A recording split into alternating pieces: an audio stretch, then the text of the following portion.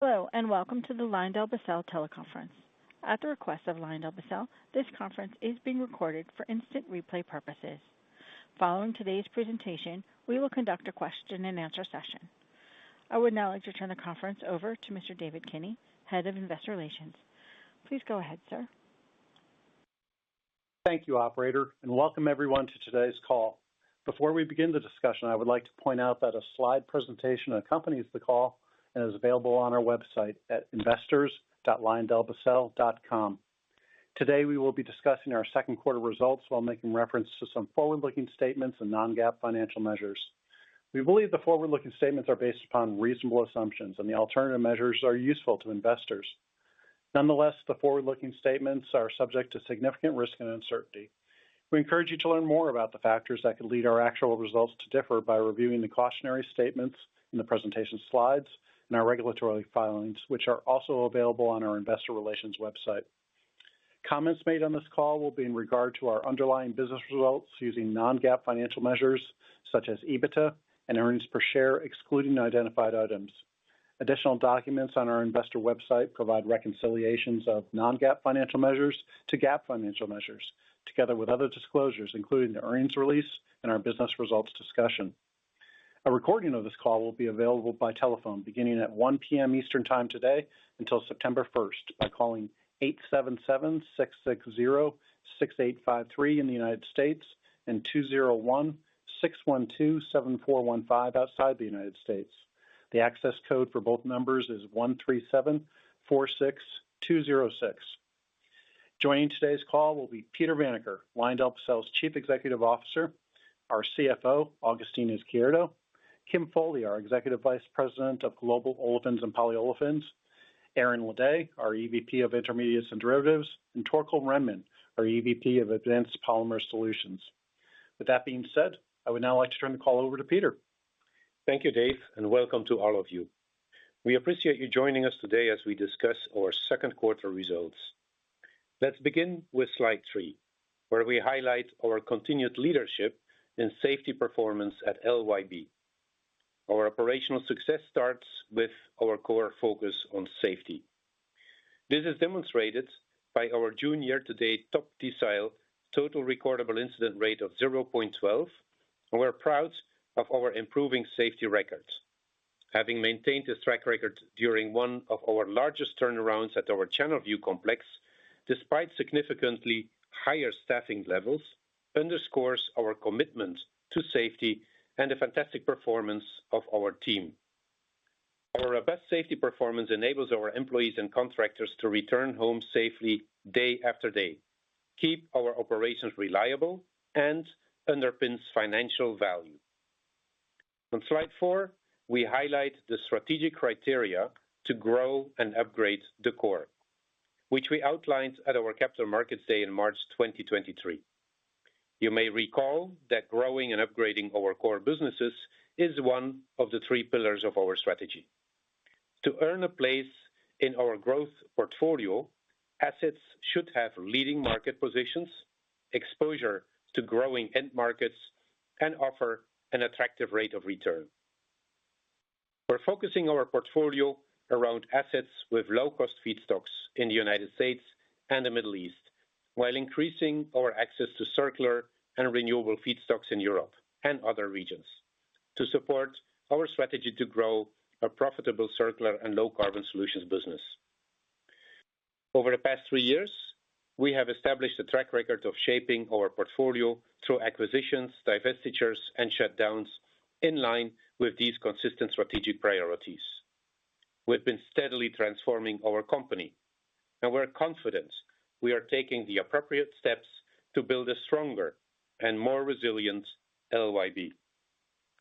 On slide 5, we give an overview of how we are repositioning our portfolio to enhance our cost advantage across key global regions through focused investments that increase our efficiency while preserving our long-term competitiveness and optionality.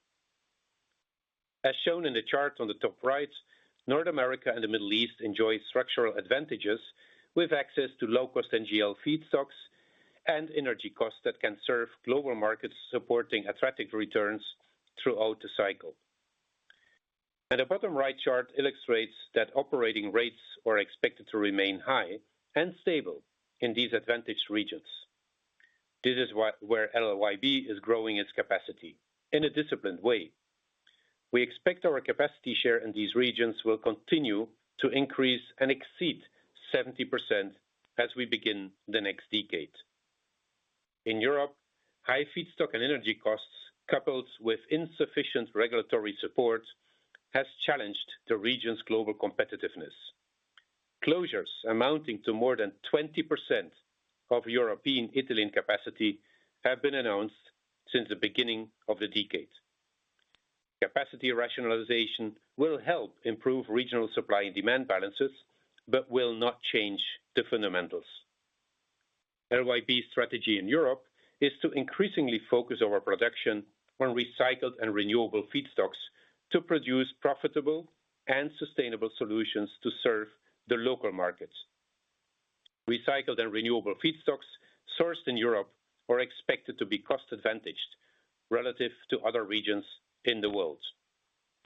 We also expect markets for circular plastics to be dominated by local drivers rather than global ones.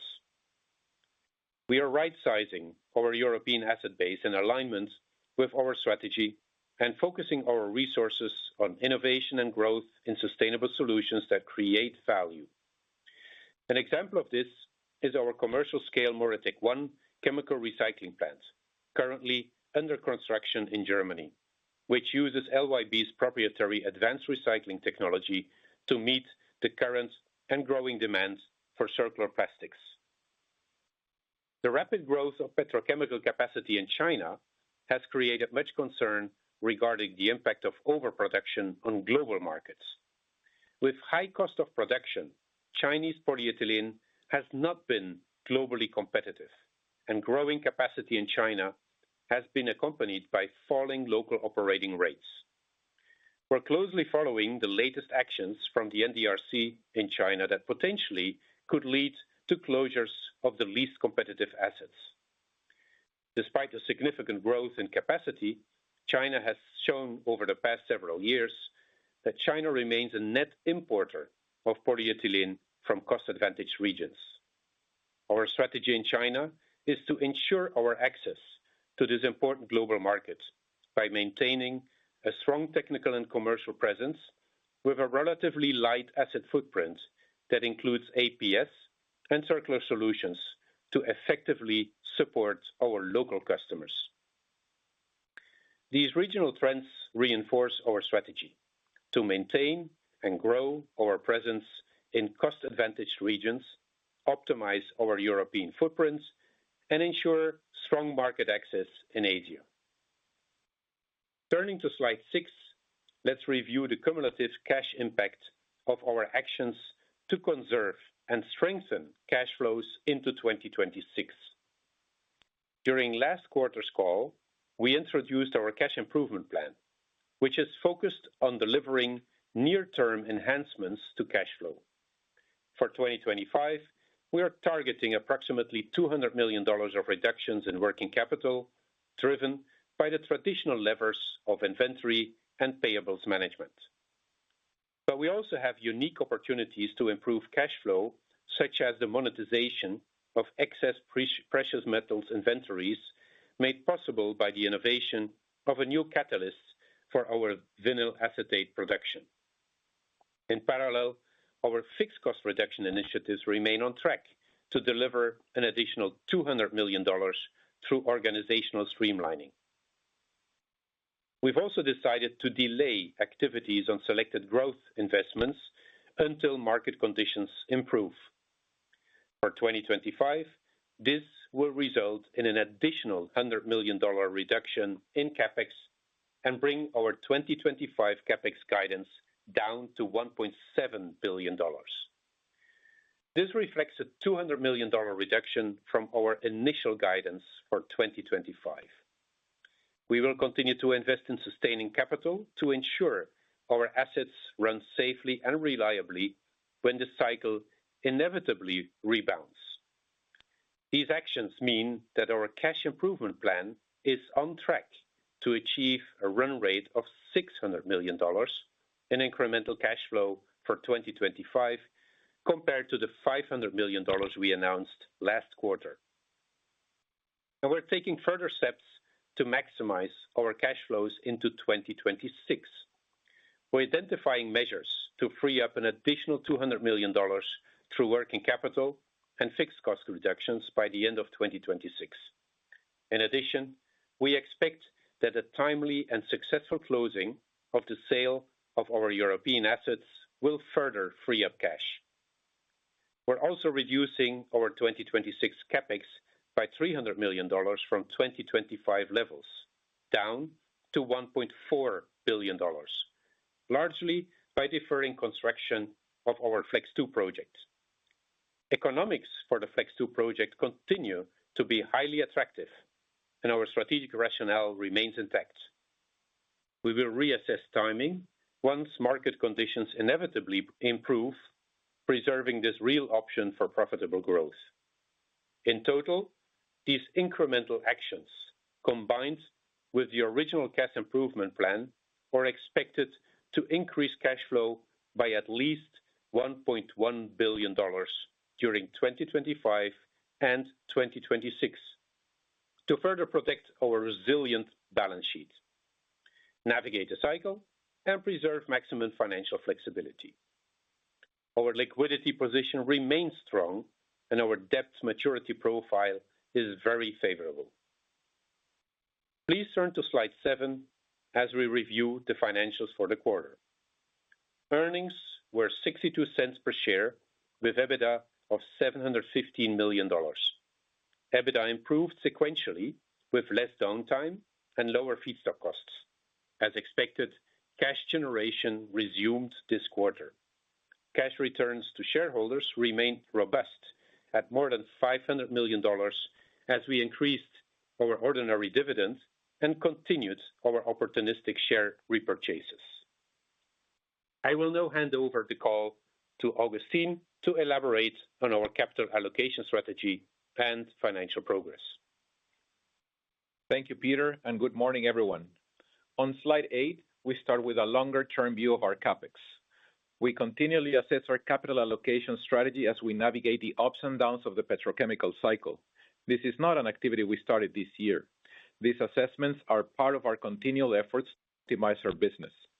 As you can see from the chart, we have reduced our cumulative CapEx budget by approximately $2.4 billion relative to the plans we described at Capital Markets Day in March of 2023, supporting cash shareholder returns. Our first priority for capital investment is to always maintain safe and reliable operations across our existing asset base. This commitment ensures we maintain flexibility and readiness to capture the commercial opportunities when market conditions improve. Following the planned sale of our European assets in 2026, we expect to invest approximately $1.1 billion per year on sustaining capital for our asset base. In addition, investment in our MoReTec 1 chemical recycling asset in Cologne, Germany, continues as planned.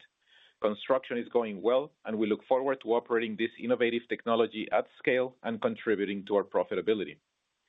Outside of these two key priorities, we are making significant adjustments to our CapEx profile. Following board approval in November last year, we remain confident that Flex 2 is an attractive project that helps address our monomer balances while generating strong returns. However, having finalized front-end engineering and design, but not yet started construction, we have made the decision to defer this project until market conditions improve. We have also decided to defer a final investment decision on MoReTec 2.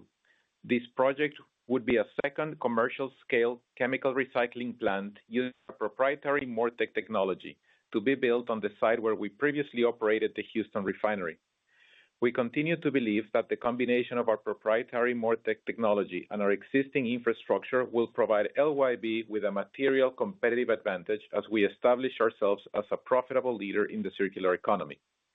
But given uncertainty in the timing of the market recovery, we will postpone this investment decision until market conditions improve. This delay allows our teams the necessary time to ensure that offtake commitments from brand owners are in place prior to a final investment decision. Updates to our capital plan and other modeling information are described in the appendix to this slide deck. Now let's continue with slide 9 and examine a broader overview of our capital allocation in the second quarter. We are navigating this prolonged cyclical downturn while continuing to advance our strategic initiatives to build a stronger and more resilient LYB. As Peter mentioned, we made significant progress on our portfolio management in Europe. The value enhancement program remains on track, and our cash improvement plan is on target to add $600 million of cash flow to fund our progress. During the quarter, positive cash from operations helped fund capital investments, dividends, and share buybacks as we continued to repurchase our shares at attractive prices. We are taking clear actions to ensure that we can continue to navigate the cycle successfully, with a commitment to our investment-grade credit rating as the foundation of our disciplined capital allocation framework. Please turn to slide 10 as we outline our cash generation. Our team converted EBITDA into cash at a rate of 75% over the past 12 months, close to our long-term target of 80%, while our average since 2020 remains well above our through-cycle target. In the second quarter, we maintained strong shareholder returns with dividends and share repurchases totaling $2.1 billion over the last 12 months. At the end of the second quarter, our cash balance was $1.7 billion. This is higher than our target cash balance of $1.5 billion, and we have sufficient financial flexibility to navigate lower levels if necessary. Now, let's turn to slide 11, and I'll provide a brief overview of our segment results. Our business portfolio generated $715 million of EBITDA during the second quarter. Lower feedstock costs provided a modest tailwind for our global olefins and polyolefins and intermediates and derivatives segments. Profitability in olefins and polyolefins Americas improved with less downtime following the successful completion of several turnarounds at our Channelview complex in the second quarter. With that, I will turn the call over to Kim. Thank you, Augustine. Let's begin the segment discussions on slide 12 with the performance of Olefins and Polyolefins Americas segment. Second quarter O&P Americas EBITDA was $318 million, a more than 25% improvement relative to the first quarter, largely due to the higher integrated polyethylene margins following less downtime. Planned maintenance continued in the second quarter as we completed safe and successful turnarounds at our Channelview complex on time and on budget in April. Our second quarter operating rate was in line with guidance at 85%, with our crackers running at approximately 90%. During the second quarter, the North American polyolefins industry experienced volatility as markets adapted to an evolving tariff landscape. Tariff announcements pressured export volumes and drove a decrease in April polyethylene contract prices. In May, higher domestic demand, declining inventories, and improving export volumes generated positive momentum, resulting in a successful price increase during June. Second quarter domestic sales for the U.S. and Canada polyethylene industry rebounded to the highest volumes since the second quarter of 2022, effectively bridging this prolonged downturn. And despite rising production, producers' inventories for the North American PE industry declined by 3 days of sales during the second quarter. In the near term, we expect continued steady demand and a June price increase to provide tailwinds for the integrated polyethylene margins during the third quarter. Our operating rates are expected to remain strong, with higher cracker operating rates following our Channelview turnaround, and we are targeting 85% utilization across the segment during the third quarter. Please turn to slide 13 as we review the results of our Olefins and Polyolefins Europe, Asia, and International segment. During the second quarter, the segment generated EBITDA of $46 million.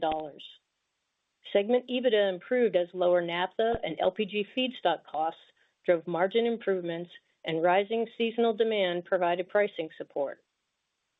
We continue to make progress on our strategic objectives, and we're pleased to announce the proposed sale of our 4 European O&P assets in June. This significant milestone is another example of our progress over the past 3 years to optimize our portfolio as we grow and upgrade the core. In the early weeks of the third quarter, our order books reflect steady summer demand for olefins and polyolefins. Nevertheless, we remain watchful for the potential effects of volatile trade policies. We are targeting operating rates at approximately 75% during the third quarter.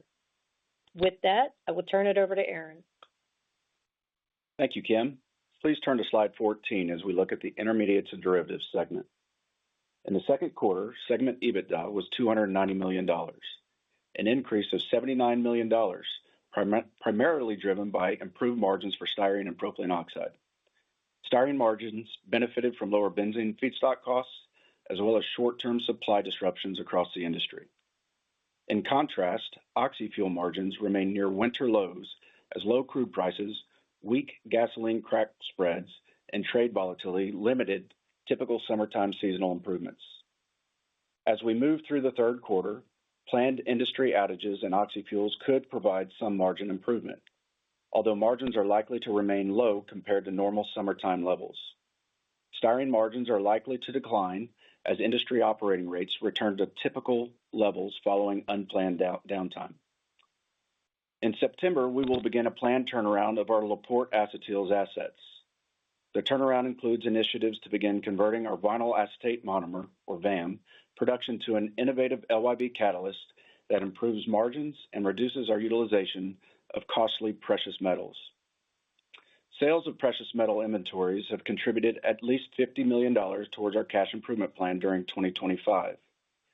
As we continue to match our production with market demand and start our planned maintenance, we expect to operate our I&D assets at a weighted average rate of approximately 80% during the third quarter. With that, I will turn the call over to Torkel. Thank you, Aaron. Please turn to slide 15 as we review results for the Advanced Polymer Solutions segment. Second quarter EBITDA was $40 million, similar to the improved profitability levels we delivered in the first quarter, despite ongoing challenges in automotive markets. Automotive production volumes remained sluggish, and our volumes slightly declined due to lower demand from construction and electronics. Looking ahead, we expect demand in our key regions and sectors to remain soft. Auto production is expected to decline due to typical third quarter downtime. However, we expect our cost-saving measures will improve cash generation during the third quarter.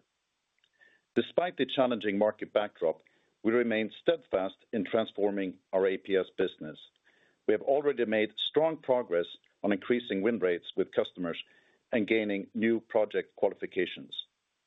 Additionally, we are focusing on cost reductions to improve the resilience of the business. We are on the right track to deliver on our long-term goals to profitably transform the APS business. With that, I'll return the call to Peter.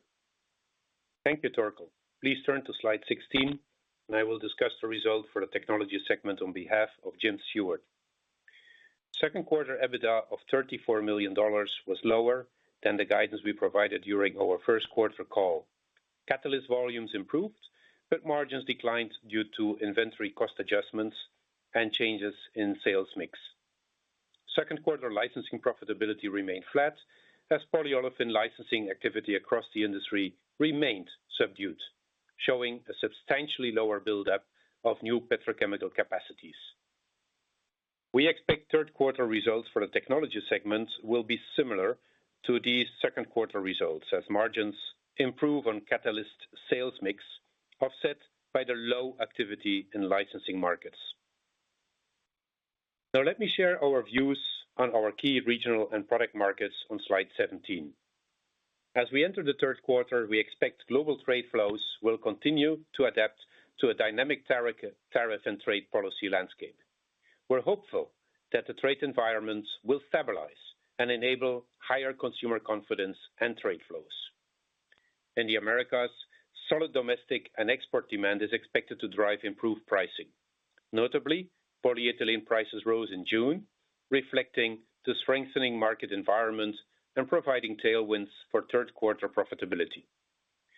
Second quarter US and Canada domestic sales volumes for the polyethylene industry were the highest since the beginning of this downturn in the second quarter of 2022, and producer inventories are falling as we enter the peak months of the US hurricane season. Within Europe, favorable costs for naphtha and other feedstocks coupled with steady summertime seasonal demand are supporting modest improvements in integrated polyethylene margins. Additionally, capacity rationalizations across the region continue to improve supply and demand balances across the industry. In Asia, near-term capacity additions are still pressuring regional supply and demand balances. That said, we're cautiously optimistic on China's stimulus programs and longer-term rationalization efforts, which could provide support in future quarters. In packaging markets, global demand remains steady, even amid broader economic uncertainty, as consumer needs for packaged foods and other essential products support underlying resilience. However, in building and construction markets, demand remains constrained, with new housing starts and existing home sales showing continued weakness. Within automotive markets, we continue to monitor the impact of tariff volatility, which is contributing to ongoing uncertainty. Late summer downtime across the industry typically pressures third quarter production volumes. Finally, in oxyfuels, this summer's driving season has not generated expected margin improvements. Margins are expected to remain low for the remainder of the summer season due to low crude prices and weak gasoline crack spreads. Our disciplined approach to optimizing operations across our global network ensures we are well positioned to capitalize on market dynamics. We are closely monitoring evolving tariffs and global trade flows, and we continue to evaluate both the risks and opportunities they present to our business. Now, as we turn to slide 18, let me summarize how we continue to navigate the cycle while executing on our long-term strategy. As we move through the cycle, we are focused on execution and staying disciplined in how we operate. Last quarter, we introduced our cash improvement plan, and we are now on track to deliver $600 million in 2025, above our original target of $500 million.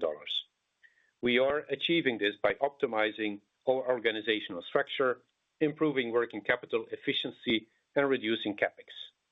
This disciplined approach extends to the actions we are taking into 2026, as we make purposeful decisions to preserve cash and protect our balance sheet while supporting shareholder returns. As I previously mentioned, we have made the decision to delay building our Flex 2 project to reduce near-term capital outlays, while preserving real options for future growth.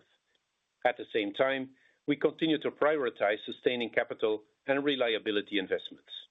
These are non-negotiable and ensure the stability of our operations and the safety of our people. We've also taken strategic actions across our portfolio to strengthen long-term profitability. Our VEP continues to remain on track to meet our 2025 targets. And in addition, the planned sale of our 4 European assets will reduce recurring CapEx and other costs in the region.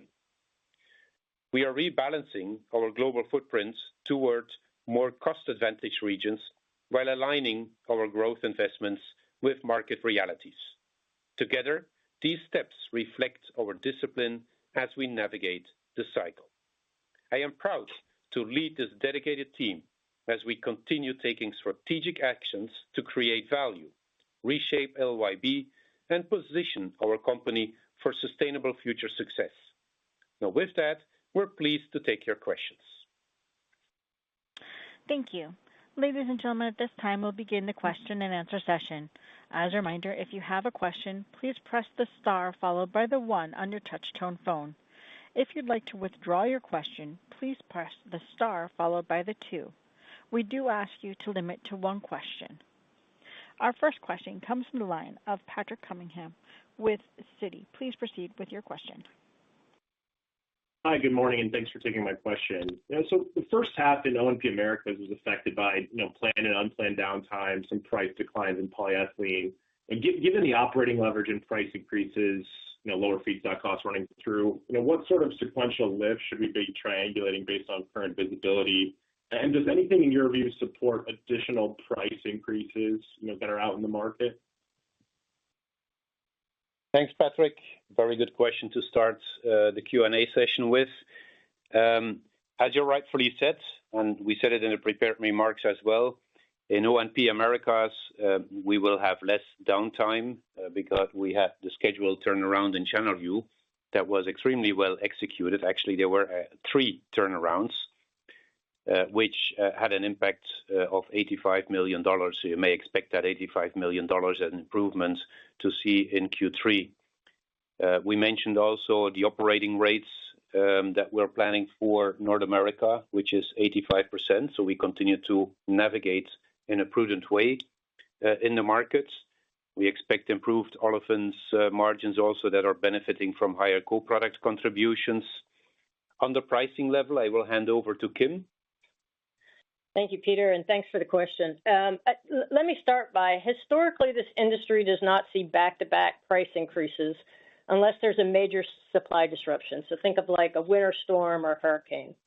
That being said, there are a lot of positive indicators in the market today. You've seen export demand improve significantly over the last 2 months as some trade and tariff uncertainty has been resolved or paused. Domestic demand is up year on year, quarter on quarter, and month on month, hence the support for the June increase. You see GDP numbers that are higher than we thought in China and in the U.S., though there may be some noise in the U.S. number. And most importantly, you also see global inventories very low, and we are in the middle of hurricane season. So for me, there are several signs of positive momentum. And if these tariff uncertainties get resolved in the next few weeks, there's absolutely potential for a price increase in the third quarter. Thank you.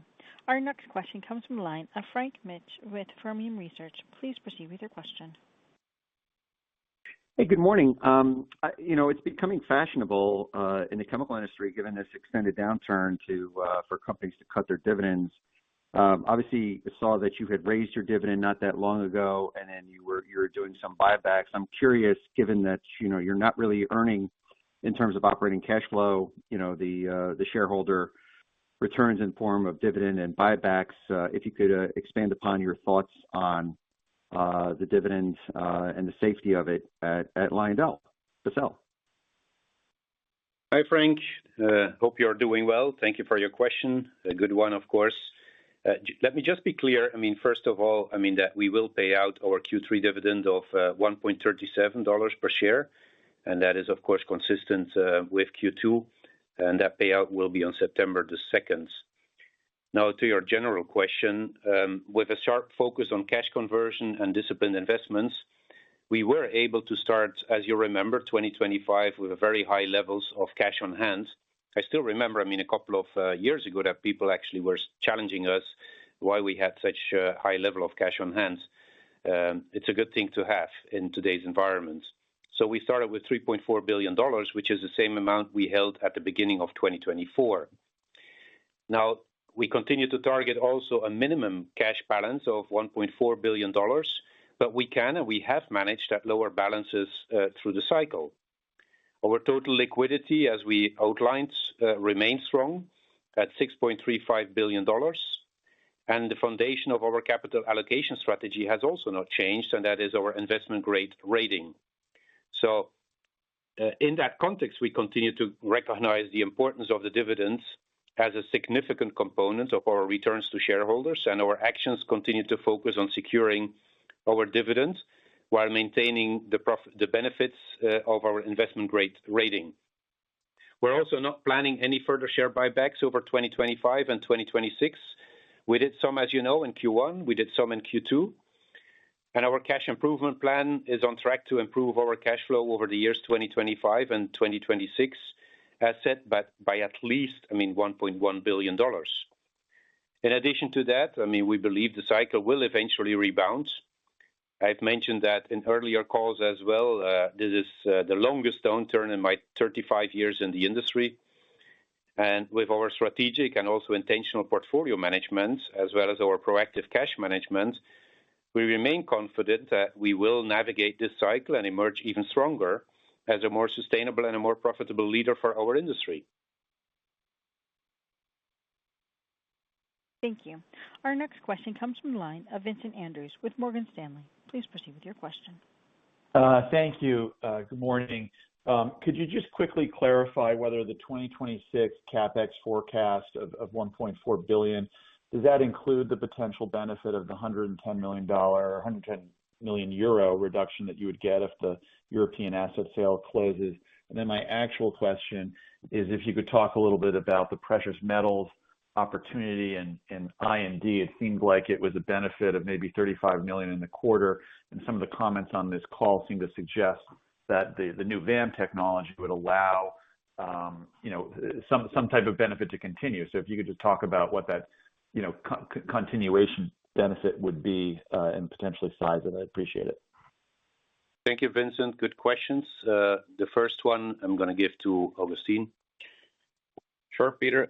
Thank you, Vincent, for the question. Yeah, to clarify, the $1.4 billion capex for 2026, this is with our existing base. As you properly mentioned, the $110 million that is associated with the European asset, we will see that happening, or that reduction further once that transaction closes and going forward. I'll turn on to Aaron for precious metals. Yeah, maybe thanks, Augustine, and thanks for the question. Maybe from a VAM perspective, we are in the process of transitioning to a silica-based catalyst. We have 3 reactors at our VAM unit in La Porte, and we will start that process towards the end of this year with our turnaround in La Porte, and then we'll continue transitioning the other reactors through 2028. So you won't see that materially impact us in 2026. And yes, just to clarify, it was $35 million of precious metal sales in the second quarter. Thank you. Our next question comes from the line of Jeff Zekauskas with J.P. Morgan. Please proceed with your question. Thanks very much. Your cash flow from operations for the first 6 months was a deficit of a little less than $230 million. And last year in the first half, I think you generated $1.2 billion in cash flow from operations. Now, I understand that you wish to improve your cash flow generation, but can you comment on the general level of cash flow generation that you expect for 2025? I don't know, assuming $3 billion in EBITDA or a little bit less than that. And can you talk about the factors that are pushing down your cash flow generation, whether it's the refinery or it's accounts payable or whatever it is? And then how's the price increase in polyethylene for July looking? Okay, great. Good questions, of course, Jeff. Thanks for the question. I hand over immediately to Augustine on the first question, and then Kim can also further elaborate, already to the previous question that she answered on polyethylene North American prices. Sure. Thank you. And Jeff, happy to take your question. So I think that the main difference, as you correctly point out, in the first half of 2024, our cash flow from operations was much stronger. Now, if you recall what happened here in the first quarter of 2025 when our cash flow from operation was negative, this was a couple factors. One, there was a big working capital build, but we also had the effect of having the additional tax payments from Hurricane Beryl. And that's mainly what brought us down to that 579. Now, for second quarter, our cash flow from operations is positive at 359, so that's a swing of $930 million, and our working capital was also a release of 117. So we're trending in the right direction. And I would also further point that our cash generation and cash conversion is usually much stronger in the second half of the year. So we are expecting, if you recall, last year, the second half had a cash generation or cash conversion of 167%, and just in Q4 alone, more than 280%. So we are on target for strong cash conversion as well on the second half of the year. We expect positive cash flow from operations also in the second half of the year, and we are still on target to have our 80% cash conversion full year. So, we'll be continue to be very disciplined on working capital, as you have heard before from the cash improvement plan, not only on this year, but the next. And then you should also see the positive effects of the fixed cost reduction, both the run rate this year and what we will accomplish in 26. I think as it relates to price, I'll just reiterate, historically, the industry hasn't seen back-to-back price increases unless there's been a major supply disruption. Thank you. Our next question comes from the line of Michael Sison with Wells Fargo. Please proceed with your question. Hey, good morning, guys. I guess when you put the put and takes, you do have some pricing momentum in polyethylene, at least in June. Might get some in July. Oxyfuel seems a little bit challenged sequentially.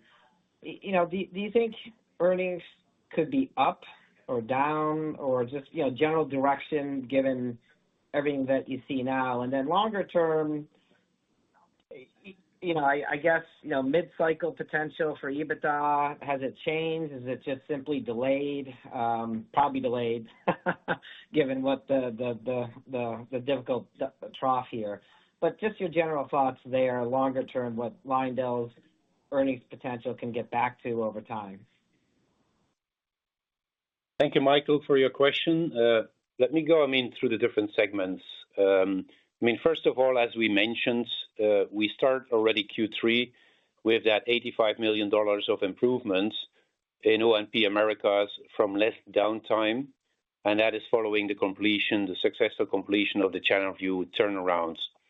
We also started at Q3 in O&P Americas with improved polyethylene chain margins. Remember the successful price increase that was implemented. And also, you may expect to see already the results out of our cash improvement plan in fixed cost reductions. That not just, of course, in O&P, but across, the portfolio. If I switch, and then in O&P, Americas, what we continue to see is we see a resilient packaging business. We see strong export demand. What we also start seeing actually is something that you saw in the pandemic as well, is that consumer behavior is changing. So people are going less out for dinner or lunch in restaurants, but there is more consumption at home, which automatically also supports packaging business, packaging demands. If I shift gears, to the European region, also here, improved polymer chain results, favorable naphtha prices, still, a favorable exchange rate. We also will have, in addition to that, the operating rates increased because in Q2 we had in Wesseling, the large cracker OM6, we had an outage there. We had some operational constraints at that facility. So we believe that is now behind us. In the I&D business, we don't expect, just like Aaron said in the prepared remarks, we don't expect, that margins would improve. If you look at where low crude is currently and where cracks are, operating rates, 80%, which is a bit lower, but that is mainly related to a scheduled turnaround that we have in La Porte.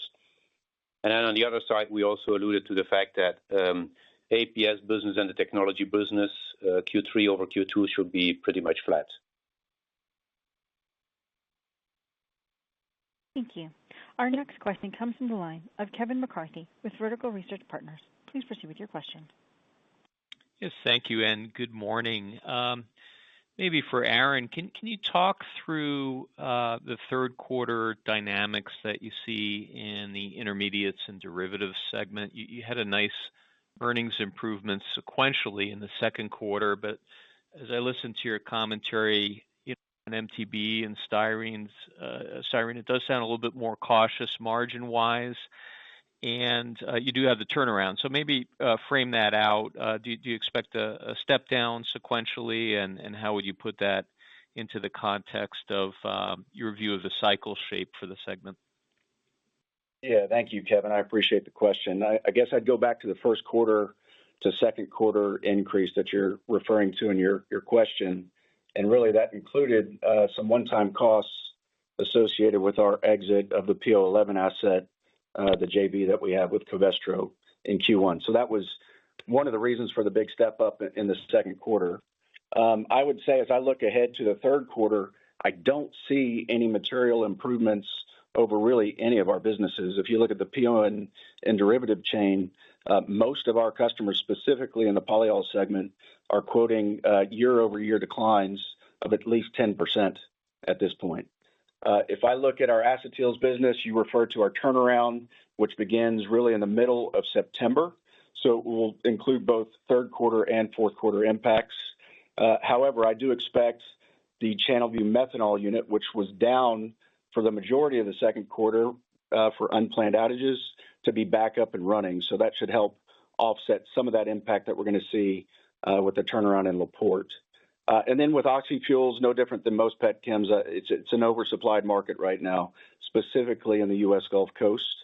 Some of that is related to our own capacity. We're now running our PO/TBA unit at above benchmark rates. And with additional volume coming out of China to the west coast of Latin America, that is displacing some of the U.S. Gulf Coast volume that is having to be cleared into other markets.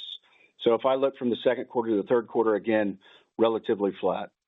Yeah, relatively flat, and that means your expectation, Aaron, on oxyfuel margins is relatively flat. I mean, for Q3 compared to Q2. Yeah.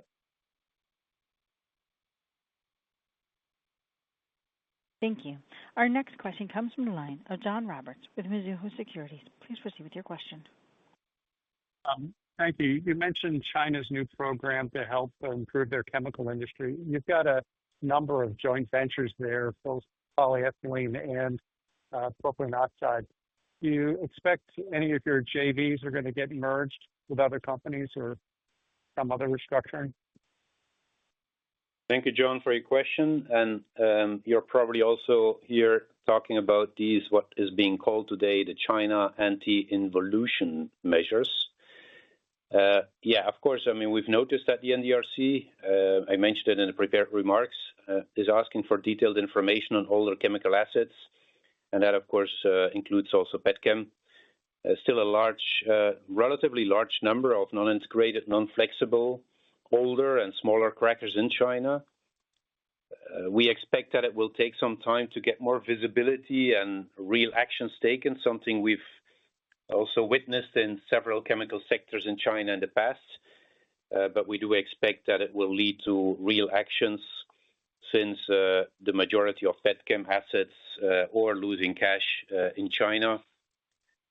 Of course, I mean, and as you can see from our actions, we don't speculate on what is going to happen. I mean, in China, we focus on what we can control. That means that, for example, our Bora asset is running at minimum technical rates as we speak.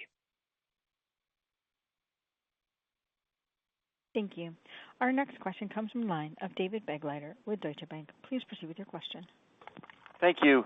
Peter, on MoReTec 2 and the decision to delay FID, was that due solely to the market dynamics, or was there an element of trying to conserve cash as well?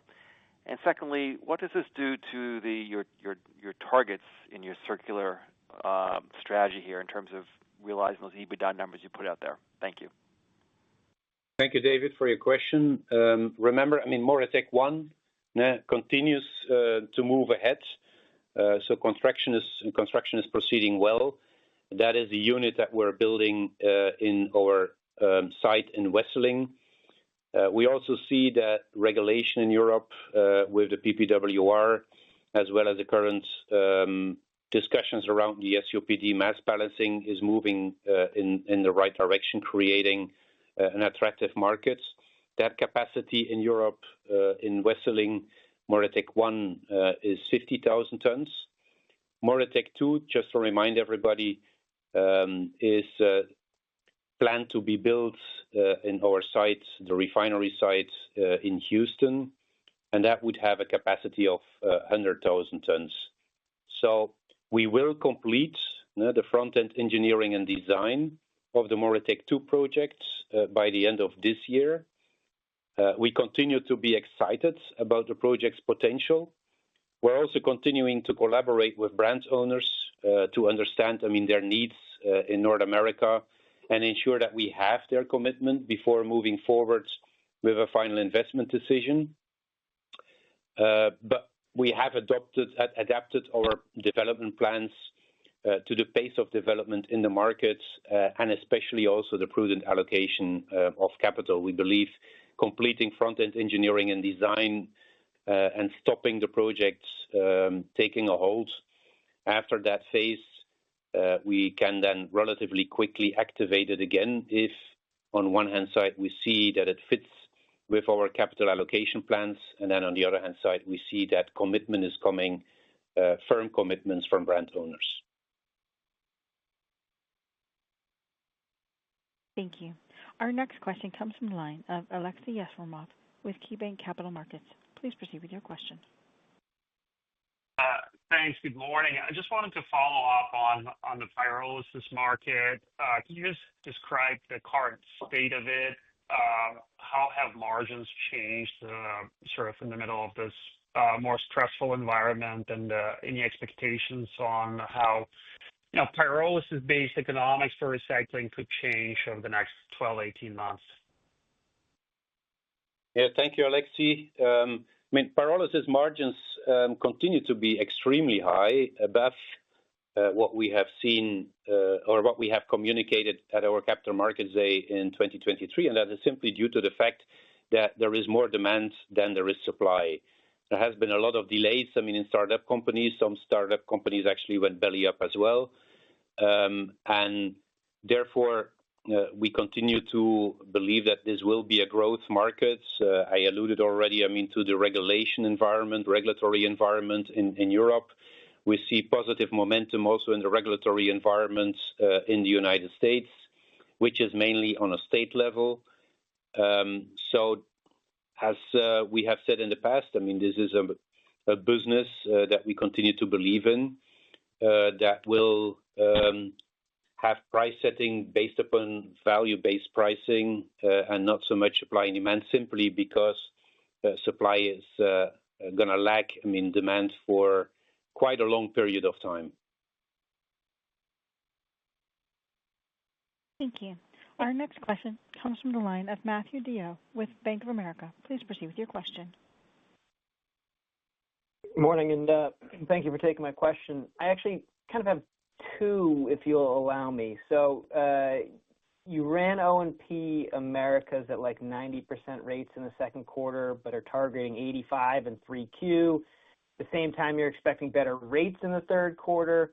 So can you just flesh this out and why you'd be running rates like below what looks like 90% for the industry, at least the end of June? And then in technology, EBITDA declined $19 million quarter over quarter, or year over year, despite what looked like higher volumes. And is that just margins are down, or is there a mix shift? And then why would catalyst margins be down if that's the case? Give it first question, Kim, on utilization rates. Absolutely. And this is one of the things that always gets confusing a little bit in OPAM. So the 90% operating rate that you're referring to is the crackers. Okay. The 85 is the segment. So you have to think crackers, olefins, polyethylene, and then polypropylene. So what we're saying is we're going to run the third quarter higher olefins and maybe lower polypropylene. So that's why you see the average the same, but we think we'll have higher earnings. The other thing I would say on olefins earnings, and Peter alluded to it earlier, you've got new derivative capacity in North America that just came online. You've got ethylene exports that have been reestablished, and you have high polyethylene demand. So you're seeing ethylene price already start to increase early in the quarter, and we're just beginning hurricane season. So I think a lot of the upside could also be on the olefin side in the third quarter. On the technology question, first of all, if you look at the technology business units, something that we have forecasted already last year is that I would call it dramatically lower demand, for licenses. So you see across the world, there are hardly any demand, for licenses, which is normal because if you see how much has been built and is in process of being built, especially, in China, then it's logical that there is a correction that is now coming.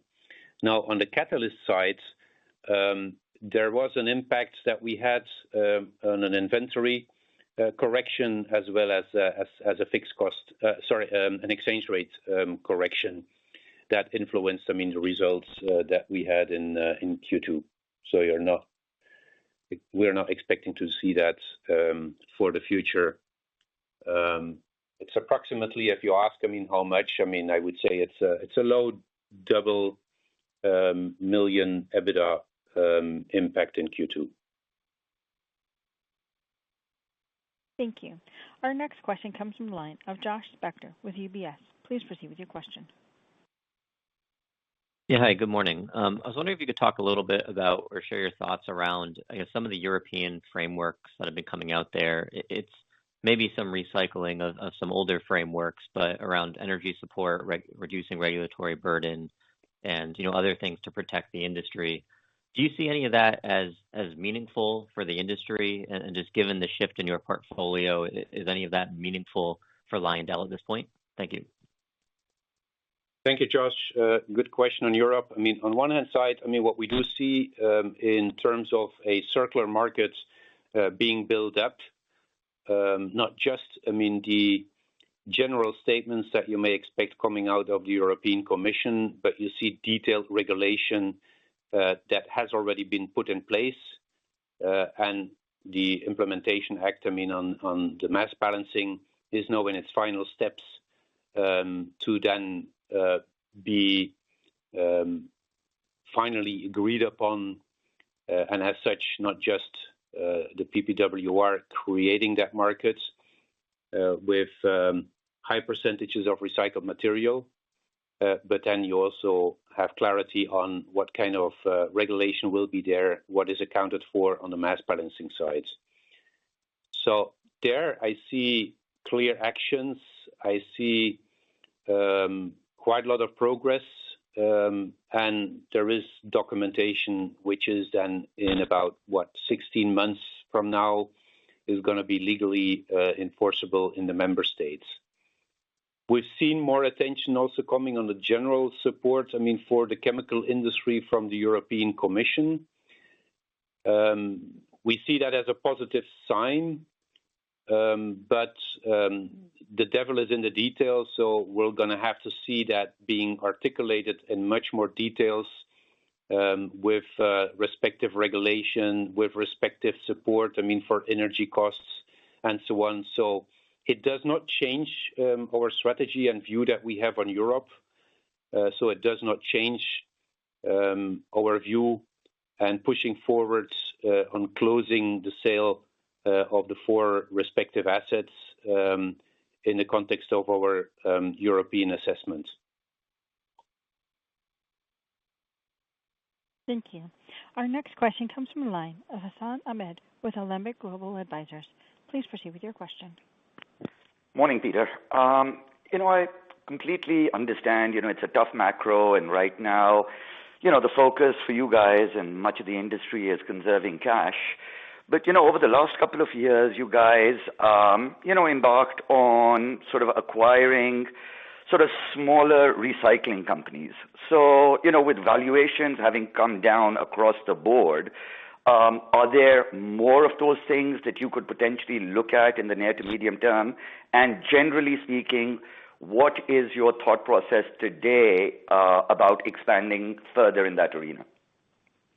Thank you, Hassan. Actually, your question allows me then eventually to actually present a bit of bigger picture than just, on the recycling side.